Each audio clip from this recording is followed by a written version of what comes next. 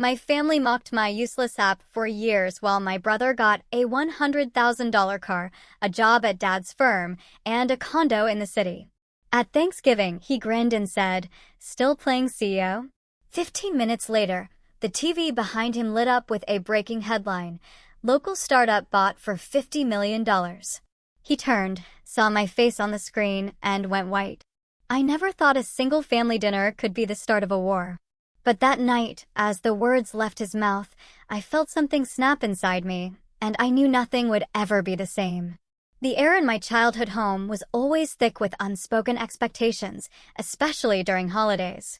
We'd gather around the table, the clinking of silverware a counterpoint to the quiet tension, everyone playing their parts in a long-rehearsed family drama. You know that feeling? Like your own family is just waiting for you to fall flat on your face. Watching you try something new, not with pride, but with this weird, quiet anticipation, just hoping they can say, "I told you so." That was my entire 20s. My name's Liam. I'm 31 now. And for nearly a decade, my family treated me like their personal punchline. I was definitely not the golden child. That crown belonged firmly to my older brother, Ethan. Tall, effortlessly charming, straight-laced, a corporate darling who could do absolutely no wrong in my parents' eyes. Meanwhile, I was still stuck on that silly app thing. They'd say it just like that. "Still working on that silly app thing?" My mom would ask during Sunday dinners, her voice sweet but edged with steel, like she was genuinely baffled I hadn't outgrown my phase. Dad would chuckle over his wine, a smirk playing on his lips he couldn't quite hide. And Ethan, he'd just look at me with that same smug expression he'd worn since he beat me at Monopoly as a kid, like he owned the entire board, and I was perpetually stuck on Baltic Avenue, paying rent. Our family wasn't wealthy, but Dad had done well for himself. He owned a mid-sized real estate firm, Lane and Sons, which had been growing for years. The plan, apparently, was always for Ethan to take over. They even gave him a shiny office the day after he graduated college. Didn't even pretend to interview anyone else. By 24, he had a six-figure luxury car, a downtown condo, and an executive title with strategy in it. Whatever that meant. Me? I graduated with a computer science degree and a half-baked idea for an app that just wouldn't leave my head. It started as a senior year project, a scheduling tool for freelance workers, plumbers, contractors, movers. People who were constantly double-booked or losing business because they lacked the time or tools to manage calls, quotes, and jobs. The user interface was ugly. The backend was duct-taped together. But it worked. The second I told my family I was turning down 2 job offers to build it full-time, it was like I'd announced I was becoming a mime. "What about benefits?" my mom asked. "What about a real job?" Dad added, cutting in. "It's cute that you want to make an app," Ethan said, that smirk back. "But don't you think that space is a little saturated?" I brushed it off at first. I figured once they saw the prototype, once users started signing up, they'd get it. But that day never came. Every family gathering, every holiday, every birthday dinner, someone, usually Ethan, would make a jab. "Still playing CEO," he'd say, as if I was pretending, like it was dress up. The worst part? I kept expecting it to stop. I thought maybe the first 1,000 users would impress them, or my first small business partnership, or when I finally moved out of the apartment I shared with 3 roommates and into a studio of my own. But it was never enough.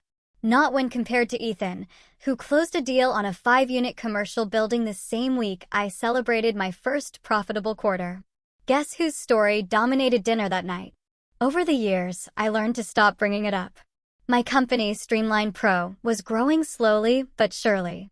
I figured I didn't need their approval. But deep down, I wanted it. I wanted to walk into Thanksgiving just once without feeling like the family disappointment. I wanted my dad to ask about my work with genuine curiosity, not polite nods. I wanted my mom to brag about me the way she did about Ethan, like he was some kind of local celebrity. He was on a billboard once for the family firm. She made it her Facebook cover photo for 3 years. But that Thanksgiving, the one that changed everything, started the same way all the others did, with fake smiles and subtle jabs. I showed up a little late. I'd been on a Zoom call with an investor from New York, trying to wrap it up before dinner. When I walked in, Ethan was already in full performance mode, regaling my cousins with tales of his latest strategic acquisition, whatever that meant. My mom waved me in, saying, "Liam, there's some room at the far end of the table," like I was the kid who showed up late to school lunch. She didn't even ask why, just assumed it wasn't important. I took my seat next to my uncle, who immediately asked if I was still doing that tech thing. I gave my usual smile and nod, trying to keep it together. It wasn't worth explaining. Not this year. We ate. We laughed. Well, they laughed. Ethan told some story about negotiating a lease, and everyone acted like it was the most thrilling tale they'd ever heard. I tried to contribute here and there, but every time I opened my mouth, someone talked over me. It was like background noise. Liam's talking again about widgets or something. Let's get back to Ethan's commercial property stories. Then came dessert. Pumpkin pie, apple crumble, and Ethan's favorite moment, the casual dig. He leaned back, wiped his mouth with a napkin, and glanced at me with that same smirk I'd known since we were kids. "So," he said, loud enough for the table to quiet. "Still playing CEO?" I froze for just a second. It wasn't the first time he'd said it.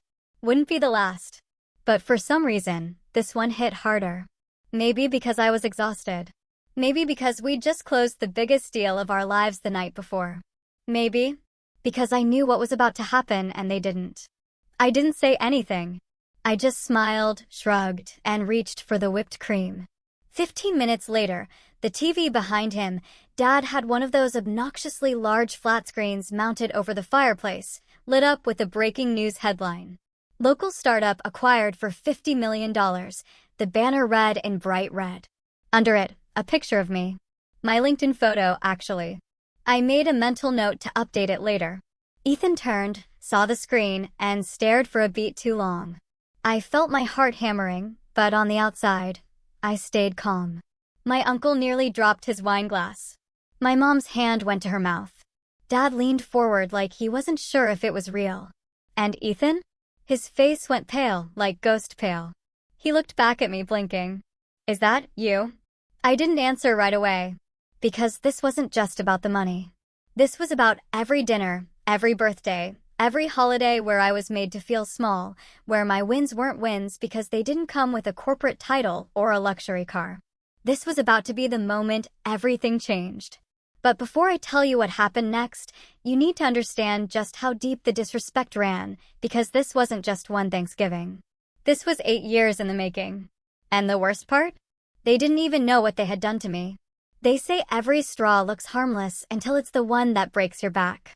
That Thanksgiving night, with my face glowing on the TV screen behind Ethan, should have felt like victory, like justice. But as I sat there watching my family fumble over their reactions, some stunned, some awkwardly sipping wine, I didn't feel triumphant. I felt hollow. Like the years I'd spent clawing my way through silence and ridicule couldn't be undone by one headline. Not even a $50 million one. Ethan stared at the screen like it had just insulted him personally. His jaw tightened, but he said nothing. My dad cleared his throat and tried to pivot, mumbling something like, "Well, look at that. Guess that little app turned out all right." No congratulations, no warmth, just surprise and maybe a bit of discomfort, like my success had disrupted the natural order of things. My mom stayed quiet.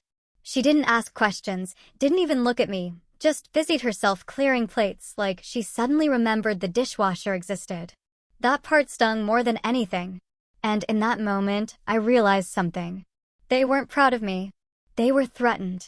Because for the first time, they couldn't ignore me. I didn't need their validation anymore. And that made them uncomfortable. But that wasn't the breaking point. That came weeks later. See, after the acquisition, my inbox blew up. Reporters, former classmates, recruiters, even my old college TA. I got invited to speak at a regional startup summit. LinkedIn messages piled up from investors asking if I was working on anything new, and I was quietly. I'd already begun building something else, a bigger project. But that wasn't for them to know. Not yet. For the first time in years, I felt light. I stopped over-explaining myself, stopped hoping family dinners would change. I just existed without apologizing for it. But then the calls started. At first, it was subtle. My mom asking if I could talk to Ethan about a project he was working on. Because, in her words, now that you've both found your way, maybe you could help each other out. Found my way? Like I'd been lost, like I'd stumbled into a windfall. I politely declined. Said I was busy because I was, but also because I knew where this was going. Then my dad called me out of the blue. Liam, he said, using his serious voice, the one he reserved for talking to clients or telling me I disappointed him. I think it's time you consider giving back to the family. We've all supported you through the years, haven't we? I almost laughed. Supported me? They mocked me, ignored me, barely tolerated my updates. Ethan once told a room full of relatives that I was the family's resident app store. They all laughed. I laughed too back then. I thought I had to. Dad, I said, I appreciate the sentiment, but I'm not looking to merge businesses if that's what this is about. He paused. It's not about business. It's about legacy.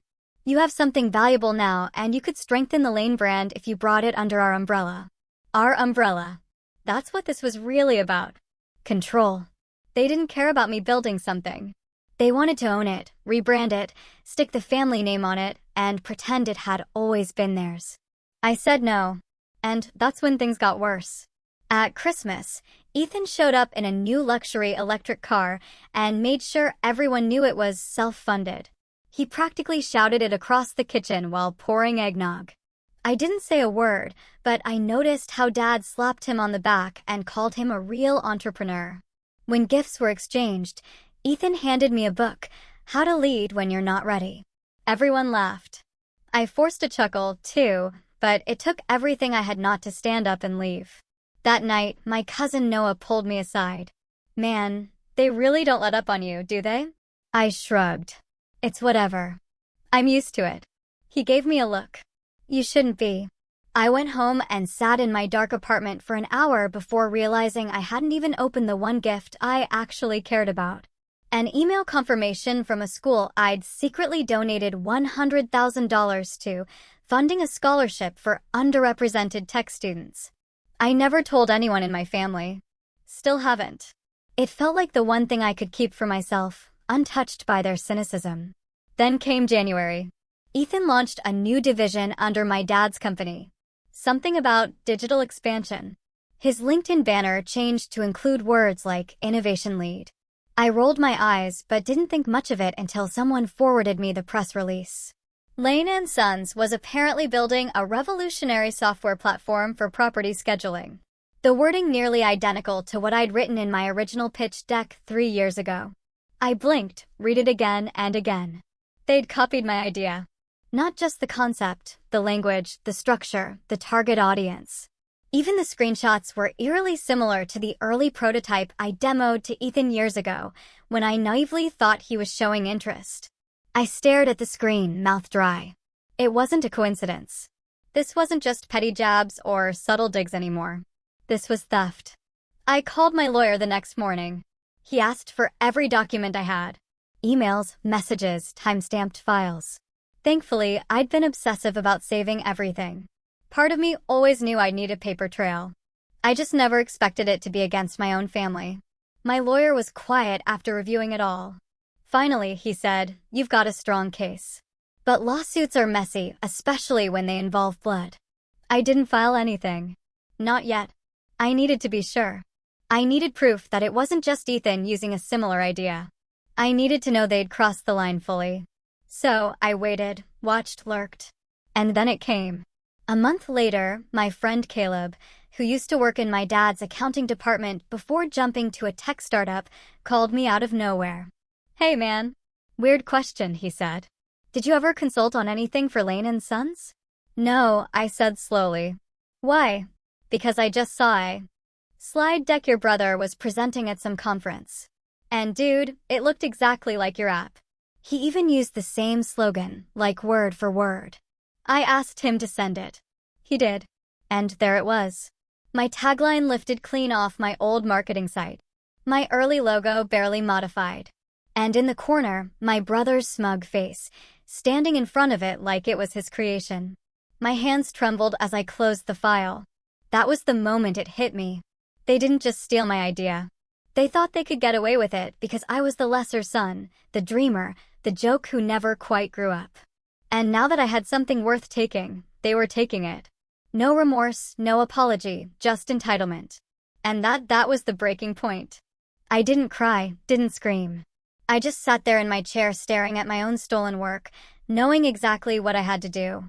But if they thought I was going to roll over like I always had, they didn't know me at all. Not anymore. Because this time I had leverage. This time they were going to learn what it felt like to be underestimated. And I was going to make sure the whole city saw it. But before I tell you how I got my revenge, you should know about the last phone call I ever got from Ethan. Because what he said was the final nail in the coffin. Ethan's last phone call came on a gray Monday morning, barely a week after I found out he'd paraded my stolen work on stage like it was his own. I was sitting in my office, staring at the empty coffee cup in my hand, wondering if I even had the strength to fill it again, when his name lit up my phone. I almost didn't answer, but curiosity got the better of me. "Liam," he said, chipper, like we were old friends catching up. "So listen. I've been thinking. There's actually a spot opening up on our digital strategy team. Dad and I were talking, and we thought, maybe you'd want to come on board. Bring your expertise." I didn't say a word. "And hey," he continued, "I know things were kind of tense at Christmas, but this is a real offer. We'd make you a manager, maybe even director level down the line. Lot of stability." That's when I realized he wasn't just calling to rub it in. He was trying to absorb me. To neutralize the threat. Because deep down he knew what he'd done, and he knew I knew. I forced a laugh. "Ethan, are you offering me a job at a company that just stole my software?" There was a pause, then a laugh. "Come on, man. It's not stealing, it's business. And you walked away from that idea years ago, didn't you?" I hung up. That was the moment I snapped. Not out loud, not in some dramatic scene. I snapped quietly. Because there's a special kind of pain when you realize the people who were supposed to protect you, build you up, will tear you down the second you threaten their ego. I spent the next 3 days in a fog. Didn't eat, barely slept. Just sat in my apartment with the lights off, watching the ceiling fan spin. Everything I'd built, taken, rebranded, claimed by the same people who told me I'd never succeed. I couldn't go on social media, couldn't check my inbox. My name was still circulating after the acquisition. But all I felt was shame. I didn't feel like a millionaire. I felt like a fraud, like I'd let them win, even with the scoreboard in my favor. Worse still, I began to doubt myself. Maybe I was naive. Maybe I should have protected my idea better. Maybe Ethan was right. Maybe he was just better at business than me. That was the lowest I'd ever felt until the email came. It was from Chloe, the operations manager at the local tech incubator. I'd met her once at a pitch competition 2 years ago. She'd watched from the sidelines while I stumbled through a demo with a glitchy app and a coffee stain on my shirt. I remembered her because she was the only one who gave me real feedback afterward. Her subject line, coffee. The body was simple. "Hey Liam, saw the news. You built something special. If you're still in town, I'd love to catch up." I almost didn't reply, but I did. I wasn't sure why. Maybe because I had nothing else to lose. We met 2 days later at a little cafe near the train station. She smiled as I walked in, and before I could even sit, she said, "You look tired.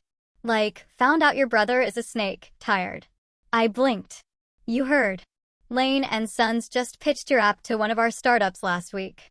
One of my interns recognized the interface immediately, said it looked like Streamline's twin. She narrowed her eyes. "You didn't license it to them, did you?" I shook my head. Chloe leaned back, arms crossed. "Then it's time you remind them who they're dealing with." That conversation lit something in me I thought I'd lost. She offered me a space at the incubator, free for 6 months. Said they had developers and designers rotating in and out all the time, and if I had another idea, she'd personally help me source talent. "You already built one success," she said. "Now build one they can't touch." That night, I went home and dusted off an old notebook. Inside were sketches for a new platform, one I'd jotted down back when Streamline was still in beta. It was bigger, smarter, rooted in the same space, but with a broader vision. I called it Relay. Where Streamline helped small businesses manage jobs, Relay would help them scale. Automated quoting, invoicing, customer relationship management, analytics, everything in one ecosystem, a full-stack growth engine. But this time, I wasn't going to build it alone. I started showing up at the incubator every morning at 8 a.m. sharp. Chloe introduced me to Leia, a front-end wizard who could prototype faster than I could describe a feature. Then there was Marcus, a back-end guy with a soft spot for optimization. We clicked instantly. I didn't have to explain why this mattered. They got it. And more importantly, they got me. The first few months were a grind. I poured my savings into the prototype. I slept on the couch at the office some nights, ate too many instant noodles. There were moments of doubt, days where bugs wouldn't fix or partners ghosted, or I woke up wondering if I was just running away from a fight instead of facing it. But every time I felt that pull, I remembered Ethan's voice on the phone. We thought you might want to come on board. And it lit a fire. We launched Relay in private beta 6 months later. 10 businesses signed up, then 30, then 100. This time, I didn't go chasing headlines, no press releases, no splashy demos, just results. By the end of the first quarter, our users reported an average 27% increase in monthly revenue. Then something wild happened. One of our clients, a logistics company out of Detroit, wrote a glowing blog post about how Relay had saved them $80,000 in 1 quarter by automating their entire workflow. The post got picked up by a few newsletters. From there, things snowballed.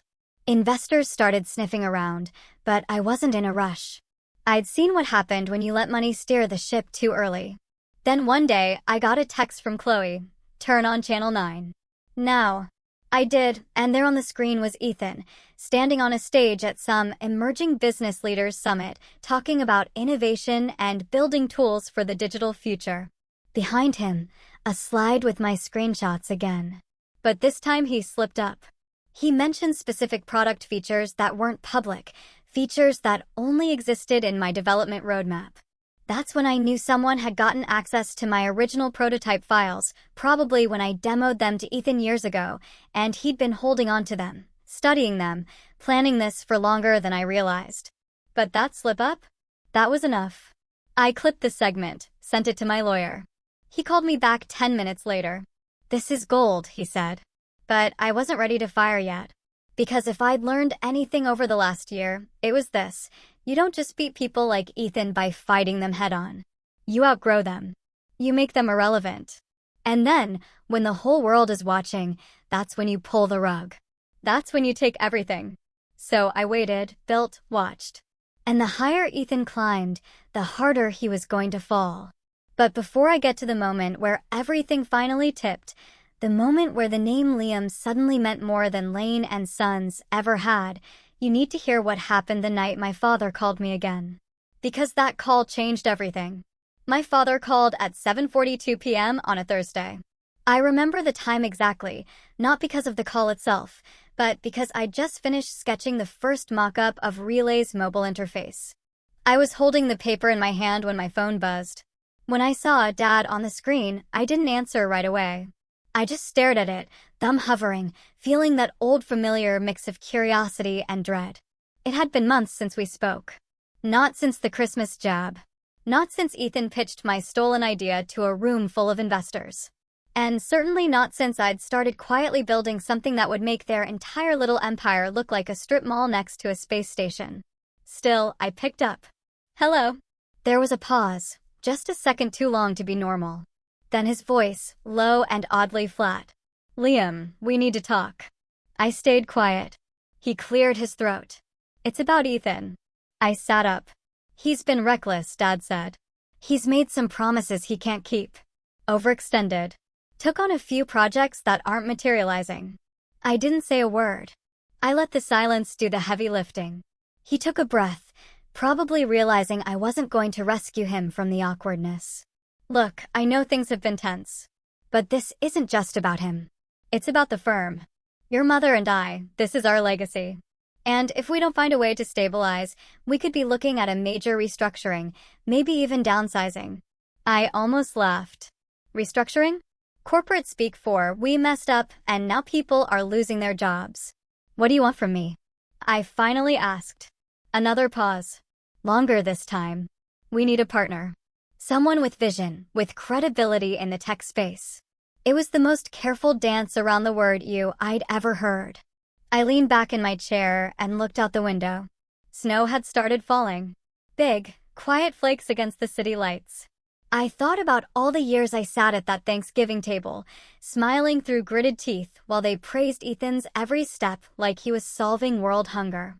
And now, with the paint still fresh on his phony tech division, he was drowning, and Dad was asking me to throw him a life vest.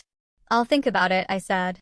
He sighed, like that wasn't the answer he wanted, but he thanked me anyway and hung up. I didn't think about it.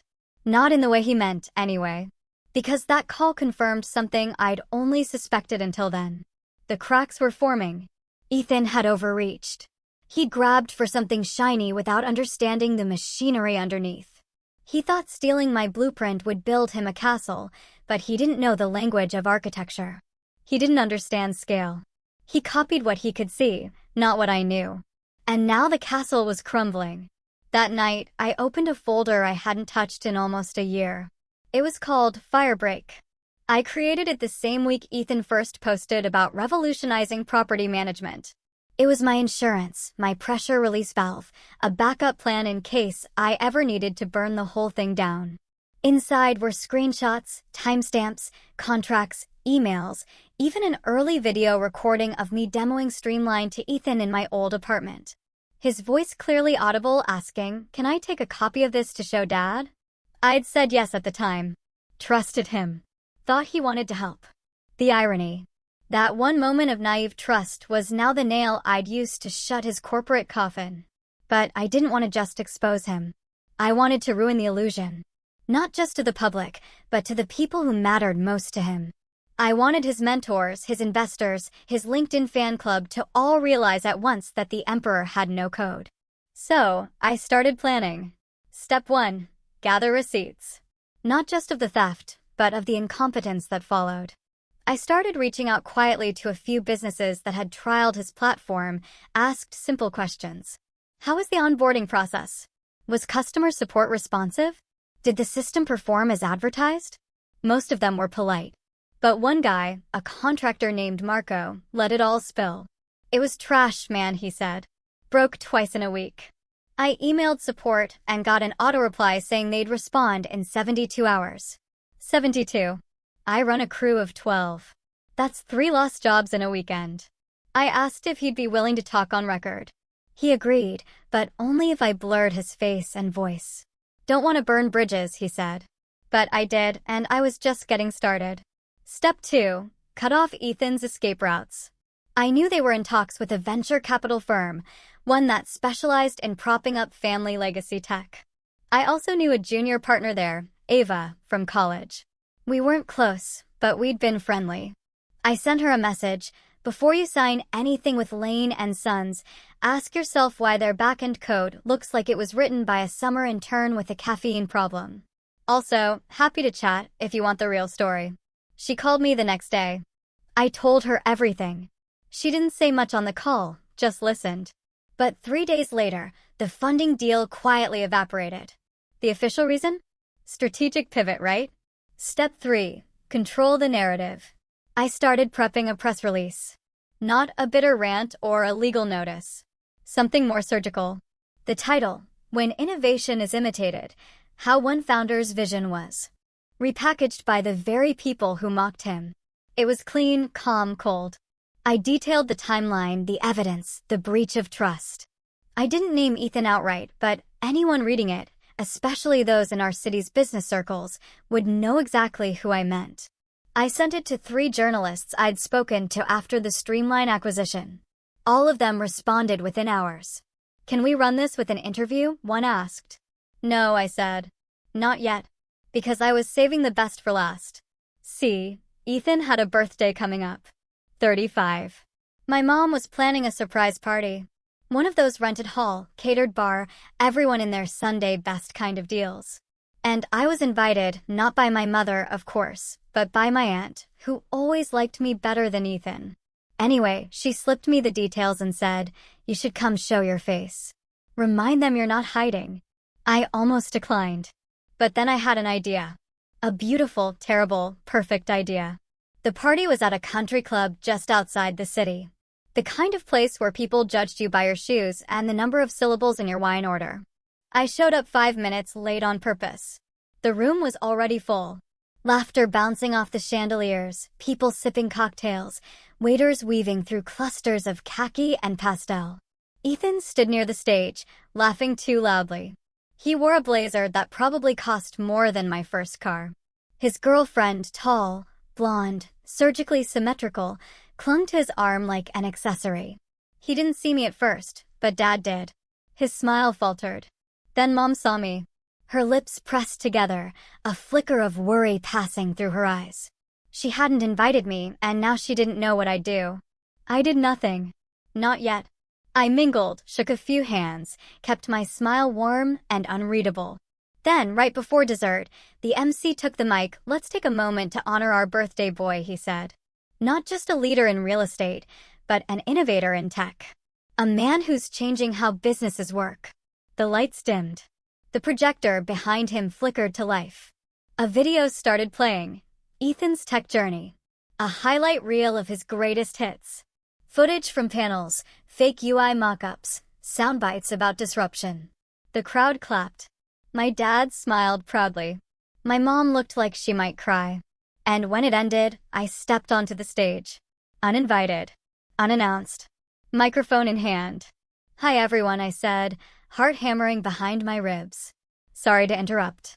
I just wanted to add one more clip to the highlight reel. The projector flicked again. New footage. Me, in my apartment, demoing the prototype to Ethan. Me asking, "Can I take a copy of this to show Dad?" Me replying, "Sure, just don't leak it anywhere yet." Then screenshots, emails, the stolen pitch deck, my tagline, my interface. Gasps rippled through the crowd. And then, black screen. Silence. I looked out over the sea of frozen faces. Ethan's mouth hung open. His girlfriend had let go of his arm. My dad's face was bloodless. My mom, she wasn't crying anymore. I held the mic steady. "Happy birthday, Ethan." I stepped off the stage. But that wasn't the revenge. That was just the invitation. Because the next day, the real show would begin. And no one was ready for what was coming. Ethan didn't follow me out of the country club. I half expected him to storm after me, red-faced and sputtering. But when I looked back over my shoulder, he was still frozen in place.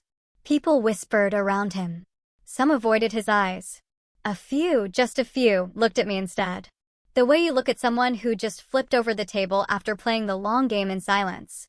The damage was done, but the fallout, that was still coming. I didn't sleep that night. Not from anxiety, but from adrenaline. Every moment I'd ever swallowed my pride, every family dinner I'd gritted through with a fake smile, every sarcastic jab about my silly little app, it all rushed back like a dam breaking in slow motion. For the first time in years, I didn't feel like the background character in my own story. I was the storm. By sunrise, the video I'd shown at the party had already leaked. I hadn't posted it myself. I didn't need to. Someone recorded it. Of course they did. And it made its way to Twitter, then Reddit, then LinkedIn. The caption read, "Startup founder crashes his golden boy brother's birthday with proof of stolen IP. You need to see this." It racked up 2 million views in 12 hours. My inbox was chaos. So was Ethan's. But the difference? I'd been waiting for this. I had my press release locked, polished, and ready. By noon, I sent it out to every tech and business outlet within arm's reach. It wasn't angry or emotional. It was calculated, precise. I detailed everything, complete with documentation and references. I never used his name, but everyone connected the dots. And I made sure to include a simple line at the bottom. Liam Thorne is now the founder and CEO of Relay, a platform built from scratch, without shortcuts, without handouts, and without family firms in the rearview. That last part? That was the match on gasoline. By evening, Ethan was trending on Twitter. Not in a good way. Headlines swirled. Local real estate heir accused of plagiarizing brother's startup. Lane and Sons faces tech scandal after viral birthday clip. The app war between brothers. Legacy versus vision. Then the calls started.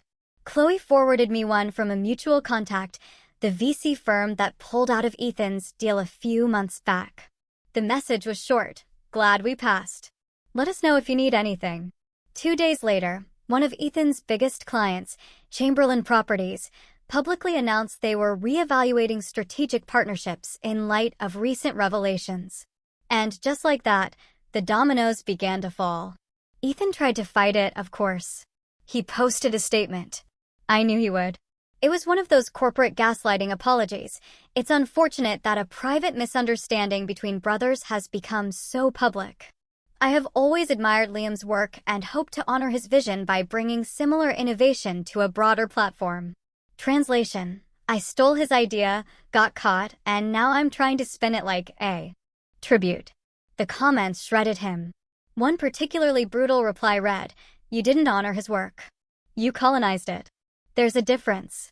Even the city's tech publication, Startup State Weekly, ran an op-ed titled, "Why Family Business is No Excuse for Theft in Tech." My father tried to reach me again, several times. I ignored his calls. Eventually, he sent an email. "We never meant to hurt you, Liam. Please understand, we were just trying to protect the company." That told me everything. Protect the company. Not support my son, not apologize for what we did. Just protect their bottom line. So, I sent a single-sentence reply. You should have protected your son instead. And then I cut them off. Every last one of them. I blocked my parents' numbers, removed them from my LinkedIn. I didn't need their approval, and I certainly didn't owe them closure.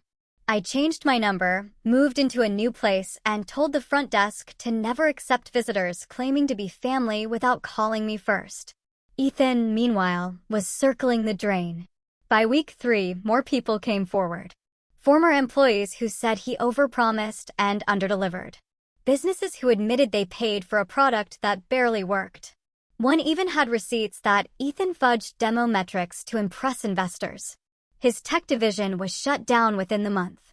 The real estate firm survived, but barely. Lane and Sons laid off 10 employees. Quietly, of course. They claimed market volatility in their statement, but people knew. Everyone knew. By contrast, Relay exploded. We closed our Series A at $12 million. I brought on Leia and Marcus full-time and gave them equity.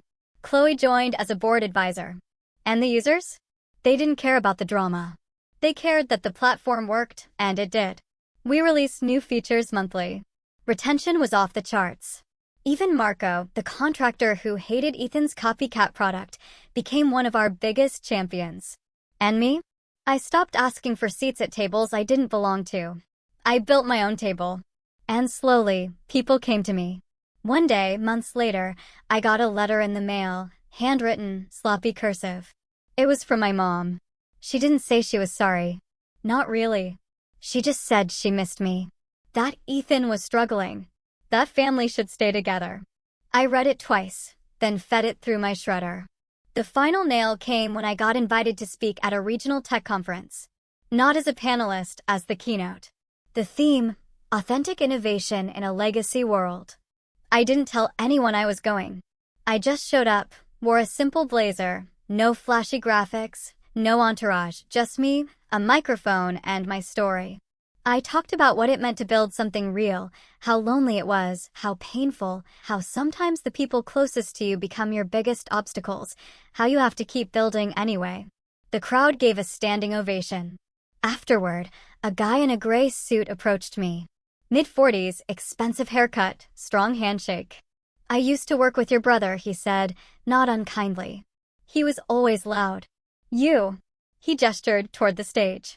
"You're quiet, but you build earthquakes." I smiled. I prefer tremors that don't stop. He laughed and gave me his card. "Call me if you ever want to go global."